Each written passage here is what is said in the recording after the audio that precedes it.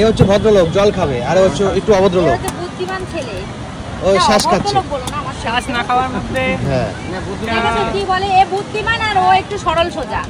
সোজা একটু বুদ্ধিমান আর ও একটু সরল সোজা। না ও এখনো বুদ্ধিটা শ্বাস পাকেনি খাওয়ার জন্য ডাবটা নিচ্ছে, তুমি বলছো না কেন? ওটা ওই ইচ্ছা করে নিয়েছে, ও শ্বাস খাবে তাই।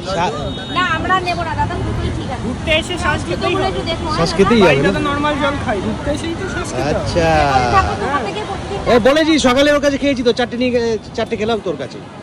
প্রতিদিন তোমার থেকেই খাবো এইখানে। চলো বাবা, কত সুন্দর লাগছে দেখো। ডাব খাবে না? না আমি এখন খাবো না, সকালবেলা খেয়েছি ডাব। কত ডাব খাবো, পেট ঢাক হয়ে ডাব ফল। হ্যাঁ দাদা কৌশিক আমাকে খুব জ্বালাচ্ছ, এ ফল খাওয়ার জন্য ডাব খাওয়ার জন্য। এ আমার ভালো লাগে না এসব খেতে। এও ফল কেটে কেটে মুখের সামনে দিচ্ছে, খাও খাও, আর তুমিও তাই। ঠিকই আছে, ভালো জিনিস এটা তো ফলগুলো বলছেন না কিছু না, ফলটা দেখলে মিষ্টি দেখলে লাগতো একদম ভালো লাগে। না মিষ্টি খাই না, দারুণ লাগবে। আমি মিষ্টি খাই না। আর তাহলে ওটা ফলটা, আর ডাবগুলো ভালো লাগছে না। না ডাব খেয়েছি একটা, কত খাবে, সকালে খেয়েছে, সকালবেলা একটা খেয়েছি। ডাবগুলো যত খাবো তত বলতে হবে। এই যে শ্বাসটা ডাব, শ্বাসটা হালকা হয়েছে। আমি তো বললাম এটাই। তাক বেশি দরকার নেই, বেশি শ্বাস খাওয়া দরকার নেই। এখানে কোনো মাছ ভাজা আছে নাকি? গন্ধ পাচ্ছি। ওটা দোকান আছে না?